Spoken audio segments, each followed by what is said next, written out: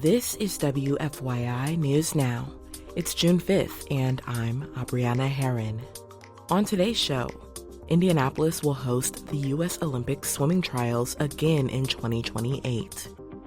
An Indianapolis tutoring program has found success, but its future is in jeopardy. And federal lawmakers are proposing changes to Medicaid. They say it's necessary to reduce waste and fraud. But what do these changes mean for people on the insurance program? It sounds like common sense that if you want to reduce fraud, you should add more steps for people to prove they're eligible for Medicaid. But other research shows that red tape like that, it also ends up causing a bunch of eligible people to lose their Medicaid too. Those stories are coming up, but first, your power bill might go up over the next 2 years if you're a Marion County resident.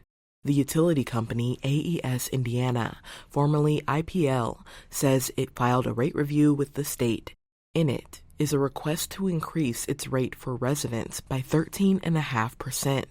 AES says the hike is needed because the cost of materials, labor, and maintenance has gone up.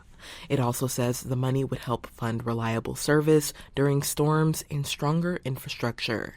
If the rate increase goes through, monthly power bills for an average Indianapolis resident would go up by about 20 hours. People would be able to submit comment to the state agency about the proposal, and at least one public meeting will take place. Dates and deadlines will be set in the near future. Indianapolis will be hosting the U.S. Olympic swimming trials again in 2028. WFYI's Samantha Horton reports the event will return to the Lucas Oil Stadium after hosting the marquee event last year. In 2024, the stadium was transformed with the installation of 3 temporary pools, one 50-meter competition pool and 2 warm-up pools, welcoming more than 285,000 fans. The estimated economic impact of the 2024 U.S. Olympic swimming trials was over $130 million.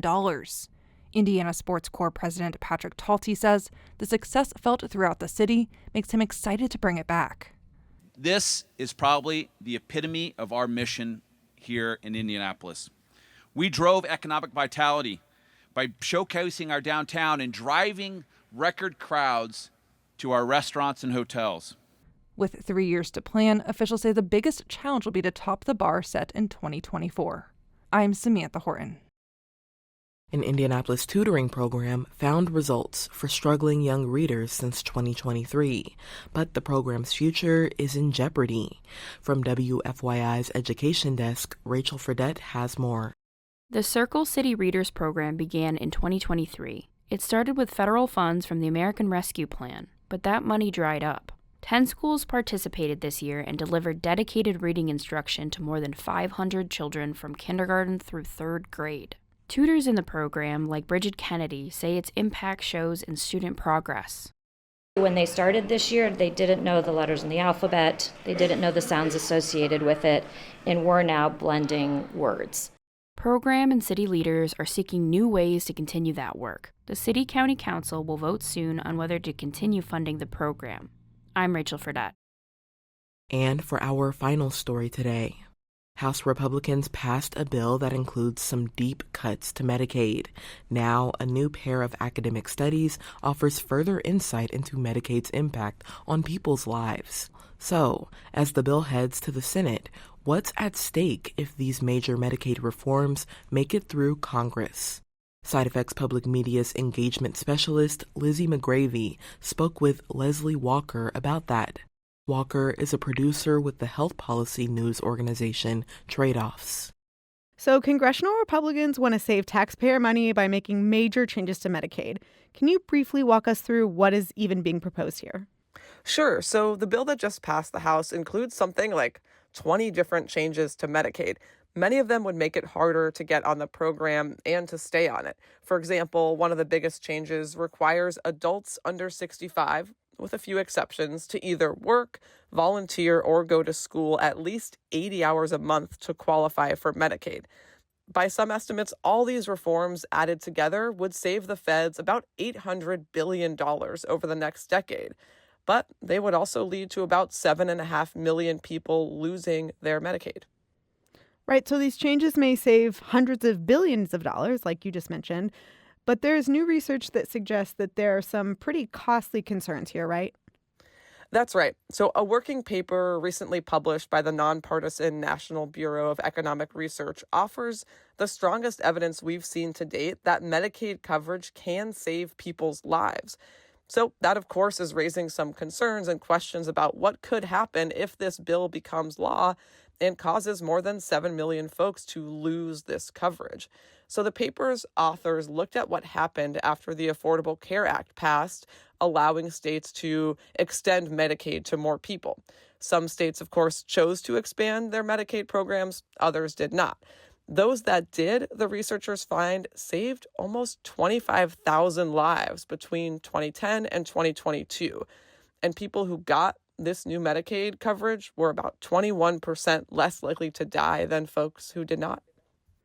So when we're talking about these saved lives, are we primarily talking about older people who are more likely to get sick than, say, like your healthy next door 27-year-old neighbor? Right. Good question. So one of the surprising things about this paper, Lizzie, is it actually found that Medicaid doesn't just save the lives of sicker older folks, but young adults too. The researchers suspect that's because Medicaid gives more folks access to mental health care and substance use treatment. And then there's this other paper about how Medicaid lowers prescription drug prices for some people. Can you talk us through that as well? Yeah, so this other paper was published in the New England Journal of Medicine. And if the first paper we just talked about is measuring Medicaid's value to kind of healthier, better off folks who got Medicaid under the ACA, then this second paper, Lizzie, is really about Medicaid's value to kind of the most vulnerable, the worst off people on Medicaid. We're talking here about the 12 million folks who are enrolled in both Medicaid and Medicare. So they're poor and either over 65 or disabled, sometimes all three. And the researchers here looked at what happened when people in this group lost their Medicaid and along with it, this kind of extra prescription drug subsidy that lowers their drug costs by several $1,000s a year. The result of those losses, Lizzie, is nearly 3,000 people in this study died, and people relying on expensive drugs were the most likely to die. Leslie, so of course these studies make the stakes of potentially cutting Medicaid very stark. But Republicans have said that reforms in their bill are necessary to clean up the waste and abuse that they say is rampant within this Medicaid program. What are the researchers saying about this? Yeah, so it sounds like common sense that if you want to reduce fraud, you should add more steps for people to prove they're eligible for Medicaid, things like that work requirement. But other research shows that red tape like that doesn't just catch ineligible people. It also ends up causing a bunch of eligible people to lose their Medicaid too. They mess up paperwork, miss a piece of mail, boom, they've lost their insurance. And what this second paper shows is just how deadly a mistake like that can be. Even facing higher drug costs for a couple extra months without Medicaid killed some people. And the question ultimately for lawmakers is whether this extra hassle is worth the harms it could cause. Leslie, thank you so much for this information. You're welcome, Lizzie. That's all for today's episode of WFYI News Now. Our podcast is produced by Drew Daudelin and Zach Bundy, with support from the news team at WFYI and public media journalists across the state. Our news director is Sarah Neal-Estes. Kendall Antron produced our music, and I'm your host, Abriana Herron. If you like today's episode, remember to subscribe and share, and follow WFYI on Instagram, TikTok, Facebook, and YouTube to check in on our newsroom throughout the day. Thanks for listening. We'll be back tomorrow.